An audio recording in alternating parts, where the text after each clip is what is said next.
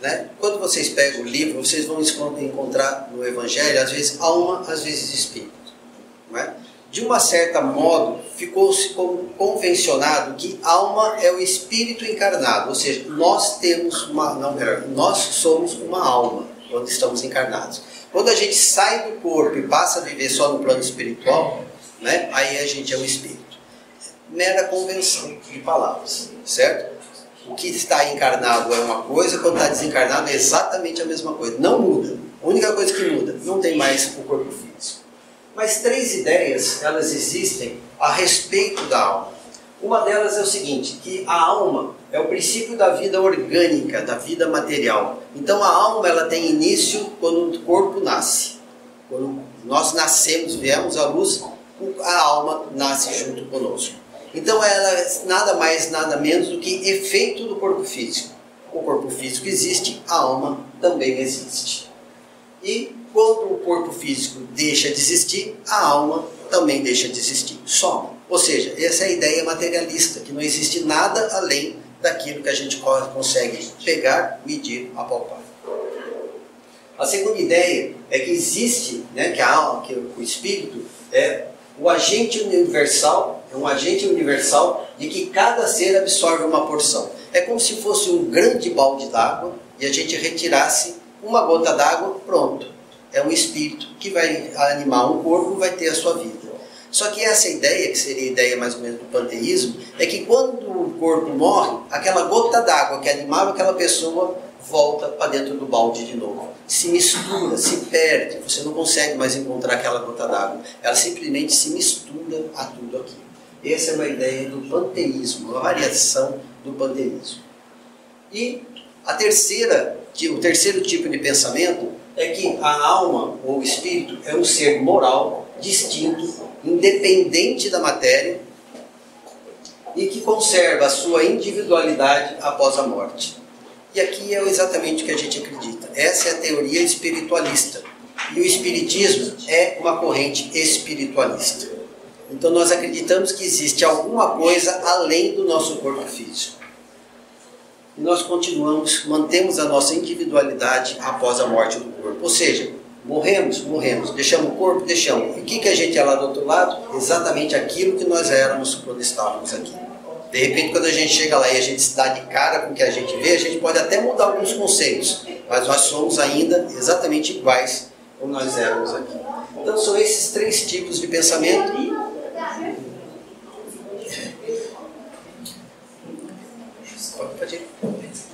Então, a doutrina espírita é exatamente essa última parte aqui, que acredita que nós somos um ser moral, distinto da matéria e que conservamos a nossa individualidade após a morte do corpo. Mas qual é a origem dos espíritos? Né? O que são os espíritos? A explicação que os amigos espirituais dão é o seguinte: os espíritos são os seres inteligentes da criação. Basicamente isso. Né? Então, o que são? É isso. Os seres inteligentes da criação. Qual é a origem? Semana passada eu falei, Deus é uma essência que a gente não entende. E essa essência que a gente não consegue entender exatamente o que é, ela criou outras 2 grandes essências, 2 grandes mananciais. Um é o princípio material, da onde sai tudo que a gente imagina. E o outro é o princípio inteligente, da onde são retirados, da onde são criados os espíritos.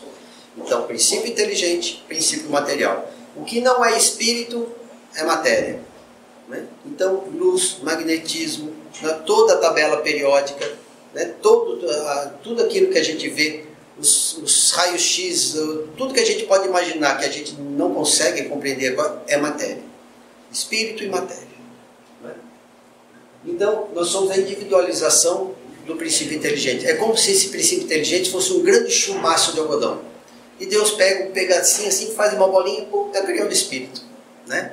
Então é mais ou menos isso para a gente compreender como é que faz. Somos individualizados em épocas diferentes e progredimos conforme o nosso esforço. Então o que acontece?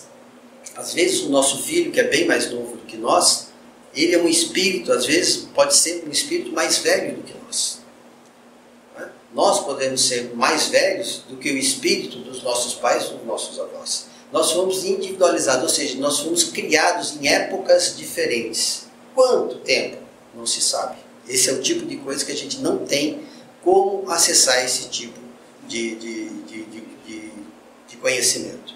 Apenas fomos individualizados.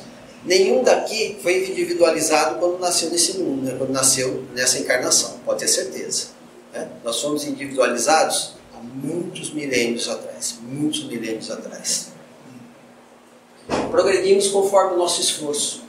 Então, quantas encarnações nós temos? Vai depender da gente. Né? Quanto tempo a gente fica na escola? Né? No ginásio, por exemplo. Na minha época eram 4 anos que a gente ficava no ginásio.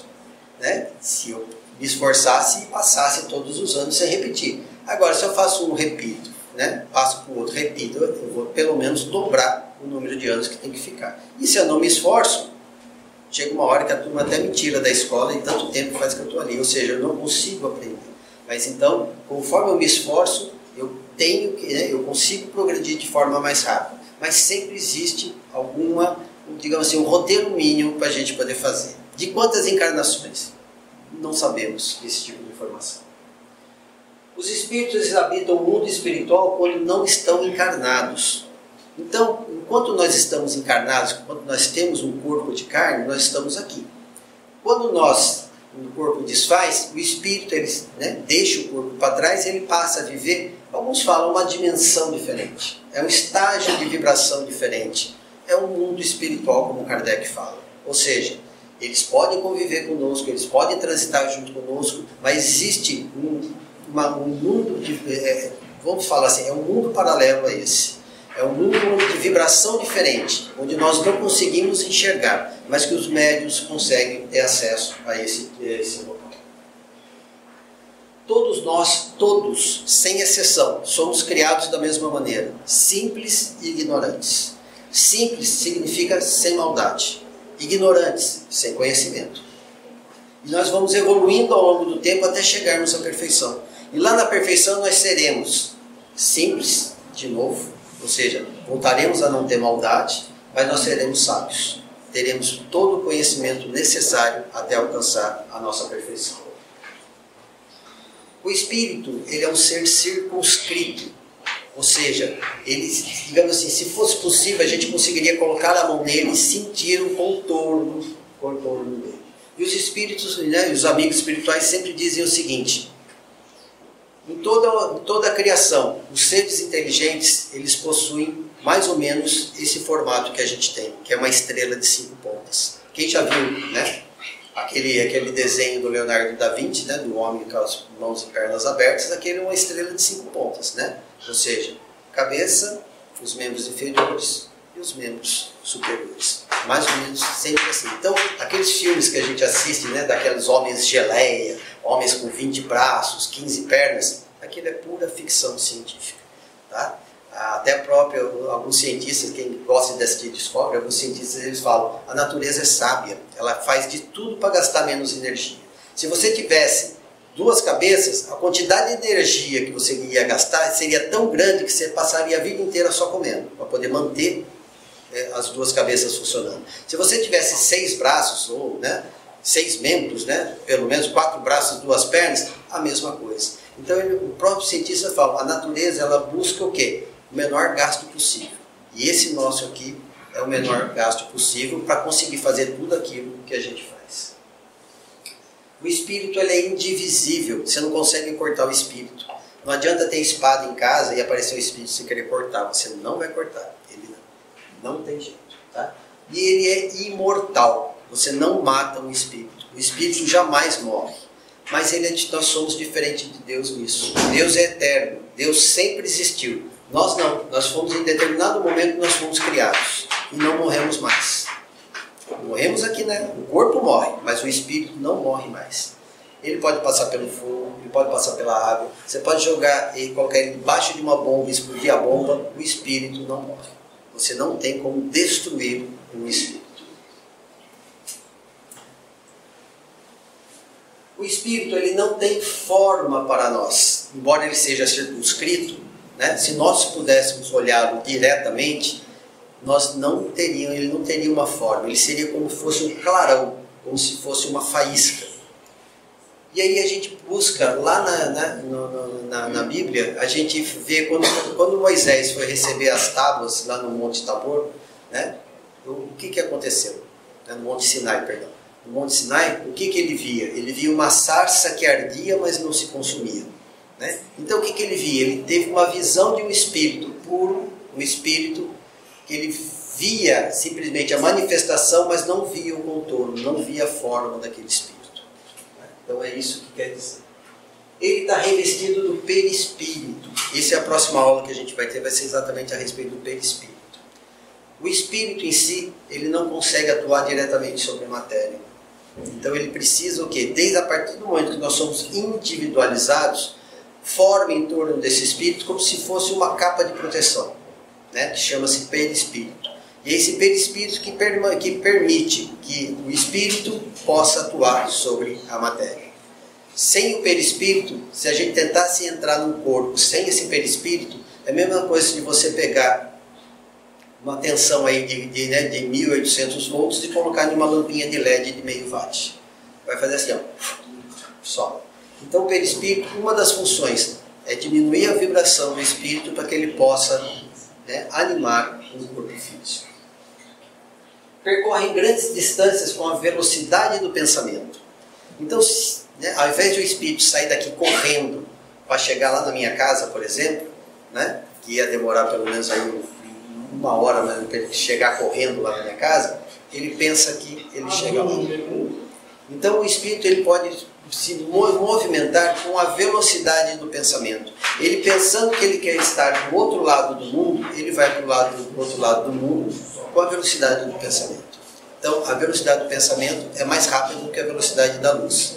Se ele tiver a capacidade, ele consegue, né, viajar grandes distâncias numa fração mínima de segundos. Não existe um obstáculo material para ele. A gente vê em todo filme, né, de terror, né, tem um fantasma, o que o pessoal faz? Tranca a porta ou cobre a cabeça. Né? Quem nunca cobriu a cabeça com medo de fantasma? Não existe obstáculo material. Eles podem atravessar as paredes, né, se eles souberem como fazer. Não é? Porque tem espírito que acha que não pode fazer, então eles não conseguem fazer. Nós a mesma coisa. Se a gente achar que a gente não consegue fazer, a gente não consegue fazer. De noite, quando a gente desdobra do nosso corpo, quando a gente dorme, o espírito ele se desdobra do corpo e vai nos locais de interesse nosso. Então, se a gente gosta de balada, nós vamos para a balada. Não é? Se a gente gosta de estudo, nós vamos em locais para estudar. Se a gente gosta de uma companhia para conversar, a gente vai encontrar aquelas pessoas que gostam da mesma coisa. Não é? Então, a gente procura aquilo que nos é agradável. Então, aí a gente faz o quê? A gente passa pela parede do nosso quarto, não precisa abrir a janela, você não precisa dormir com a janela aberta para pular, você sai e vai embora e a gente nem se apercebe disso, não é? Mas, então a gente sai para procurar. Vamos lá.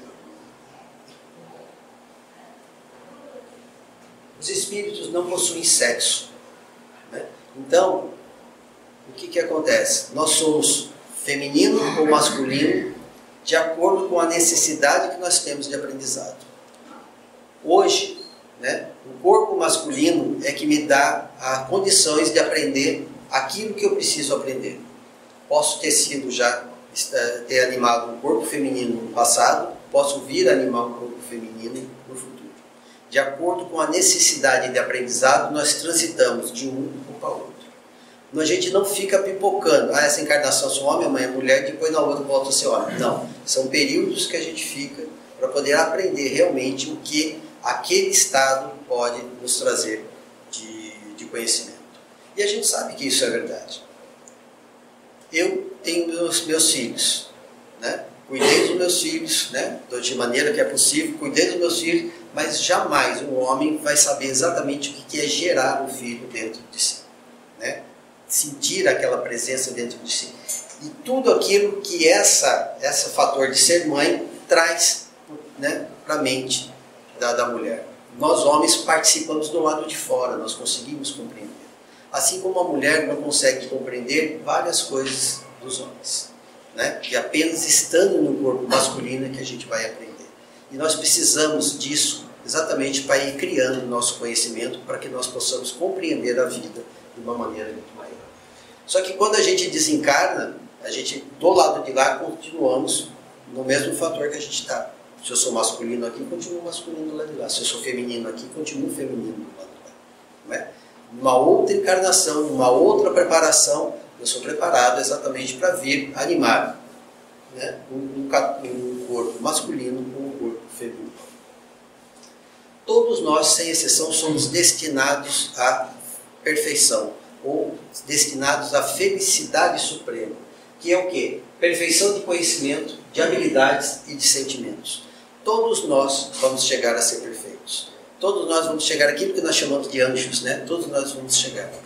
A pessoa mais terrível que vocês podem imaginar, né? Vocês conhecem o que ouviram falar ao longo da história da humanidade. Um dia essa pessoa vai ser um anjo também.